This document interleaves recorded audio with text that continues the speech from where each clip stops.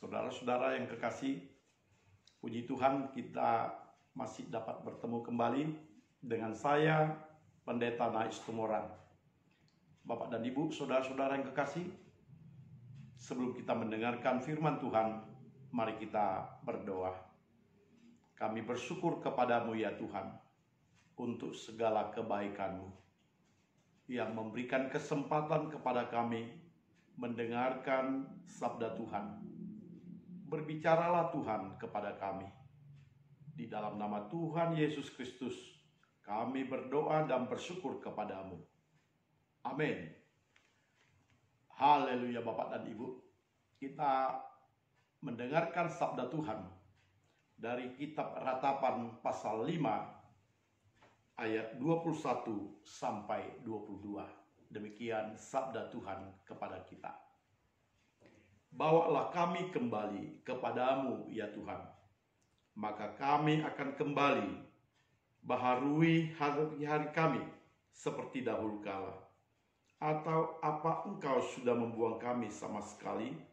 Sangat murkakah engkau terhadap kami? Amin. Bapak dan Ibu, saudara-saudara yang kekasih,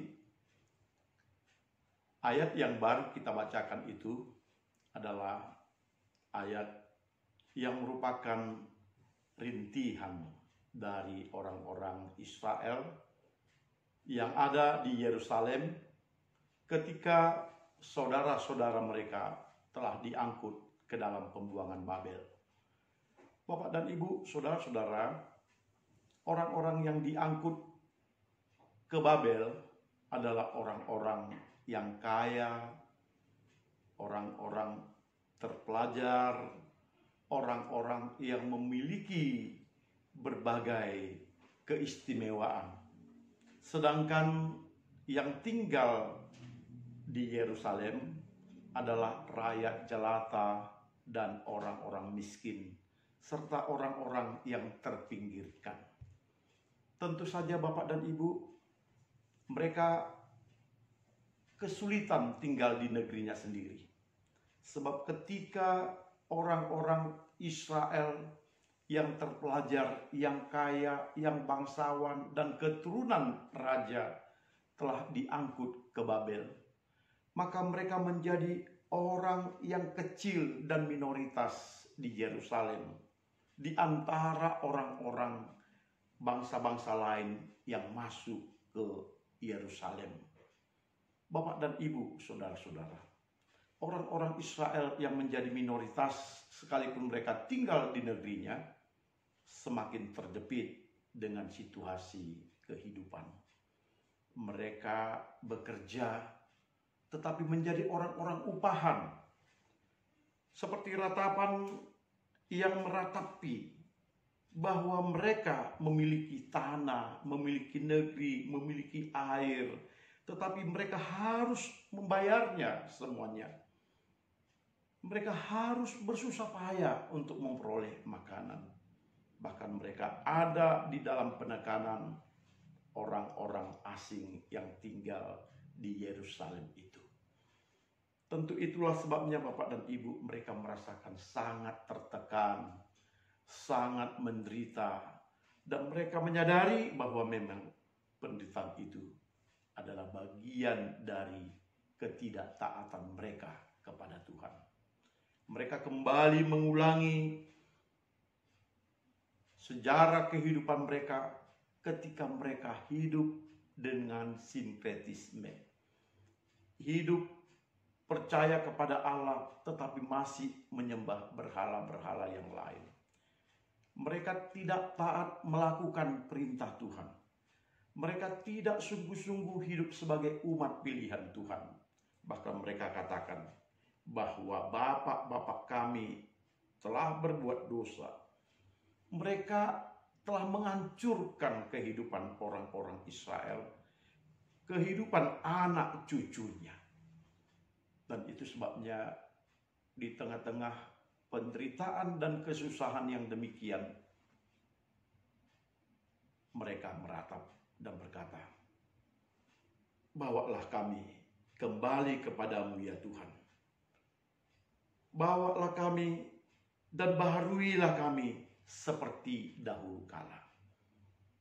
Kerinduan mereka kepada Tuhan di tengah-tengah situasi mereka yang sangat menyedihkan, di tengah-tengah tekanan yang mereka alami oleh tekanan bangsa-bangsa yang tinggal di Yerusalem, di tengah-tengah kemiskinan di mana mereka tidak mampu lagi untuk mendapatkan apa-apa. Mereka semua diperhamba, diperas, ditekan, bahkan diperlakukan tidak sewenang-wenang oleh orang-orang di sekitar mereka. Tentu Bapak dan Ibu, saudara-saudara, hidup mereka menjadi hidup yang berada di dalam ketertekanan batin. Mereka merindukan pada masa lampau ketika mereka masih memiliki raja, ketika mereka masih memiliki para pembesar, ketika mereka belum jatuh ke dalam pembuangan. Mereka boleh menjadi bangsa yang merdeka. Mereka boleh hidup lebih nyaman dan lebih tenang. Tetapi semuanya telah berlalu oleh karena dosa yang telah dilakukan oleh bapak-bapak mereka, yang telah dilakukan oleh pembesar-pembesar kerajaan, bahkan raja sendiri yang telah tidak taat kepada Tuhan. Bapak dan Ibu, ketidaktaatan kepada Tuhan inilah yang menjadi dasar di mana mereka terbuang. Dan ketidaktaatan itu yang membuat mereka ditinggalkan oleh Tuhan. Dan mereka berada di dalam tekanan bangsa-bangsa asing. Tuhan membiarkan bangsa asing menekan mereka, membuang mereka, bahkan memperlakukan mereka sewenang-wenang. Sekalipun memang Tuhan tetap mendengarkan rintihan mereka. Tetapi Tuhan membiarkan mereka sampai masa waktu di mana pembuangan itu akan berakhir. Bapak dan Ibu, saudara-saudara, bagi kita jangankan 70 tahun seperti orang Israel dalam pembuangan. Tentu saja 1 bulan, 1 tahun, atau 10 tahun itu sudah merupakan waktu yang sangat panjang. Bahkan 1 bulan hidup dengan penderitaan, kita akan merasakan kesulitan yang sangat besar. Apalagi seperti bangsa Israel yang sudah dibuang 70 tahun di pembuangan Babel.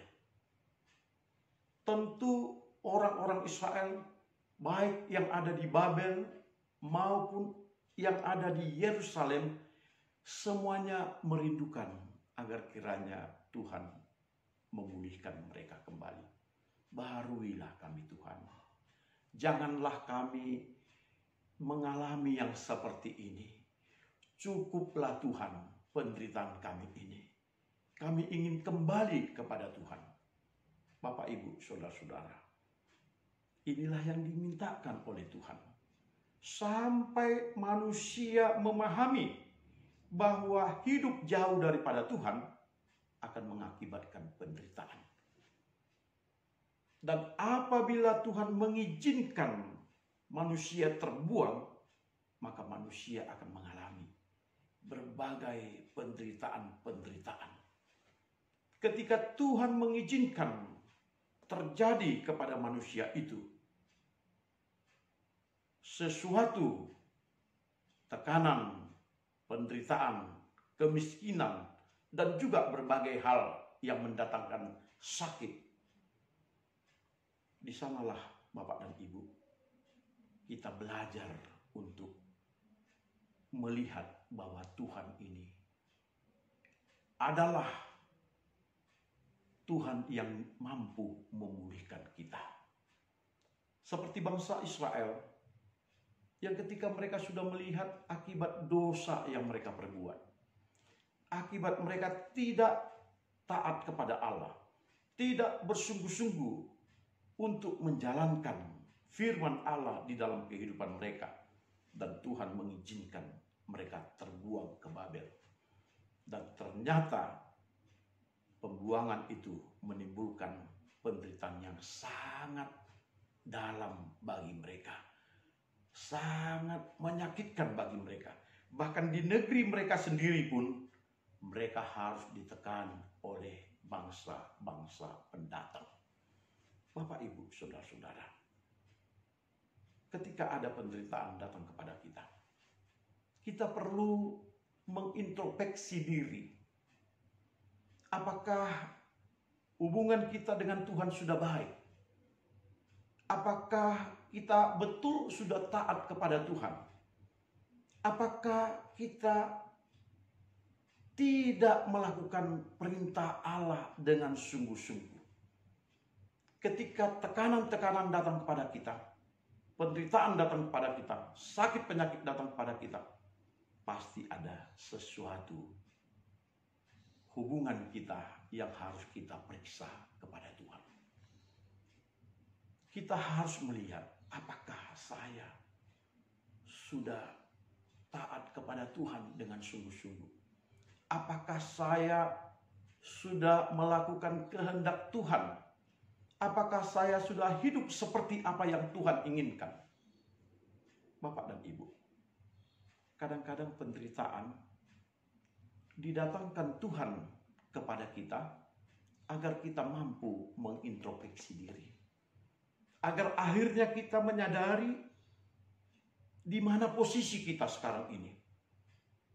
Apakah kita sudah jauh daripada Tuhan atau kita tidak benar-benar hidup sesuai dengan kehendak-Nya? Setiap penderitaan yang datang perlu kita introspeksi diri. Tentu ini adalah sesuatu yang positif untuk melihat hubungan kita kepada Tuhan, agar kita mampu memperbaiki ketika hubungan kita itu tidak baik. Agar kita mampu meminta ampun kepada Tuhan ketika kita melakukan kesalahan-kesalahan. Agar kita kembali kepada Tuhan ketika kita tahu kita sudah jauh daripada Tuhan.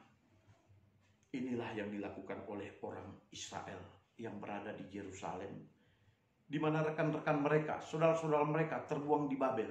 Tetapi pada dasarnya mereka sendiri pun di Yerusalem justru lebih parah nasibnya daripada orang-orang Israel yang di pembuangan.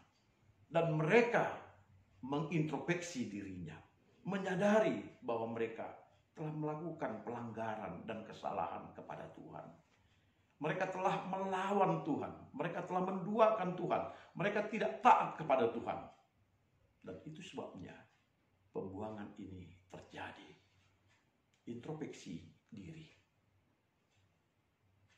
didalami oleh orang-orang Israel, dan mereka mendapatkan bahwa mereka telah berdosa kepada Tuhan,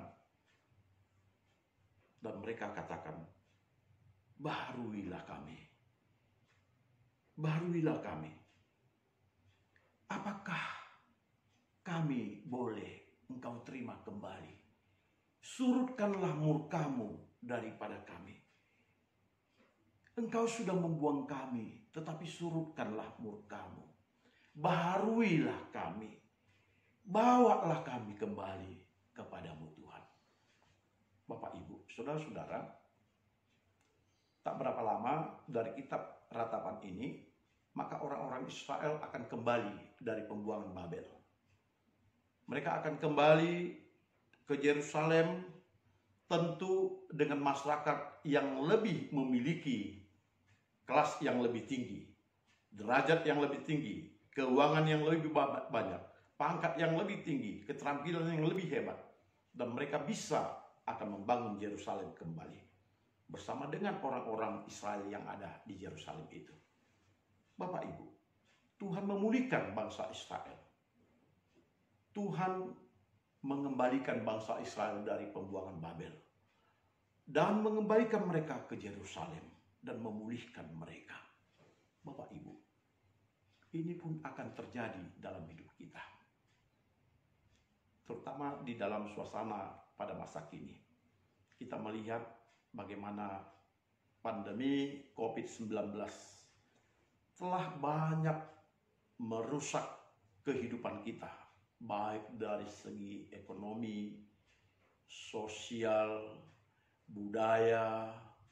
Kita semuanya mengalami devaluasi, mengalami penurunan, bahkan mengalami penderitaan yang sangat, terutama pada masa kini kita mulai diramalkan akan memasuki resesi ekonomi, di mana pemerintahan kita juga mengalami kesulitan untuk mengembalikan agar kita dapat pulih dari COVID-19 dan kemudian dapat memulihkan kembali ekonomi.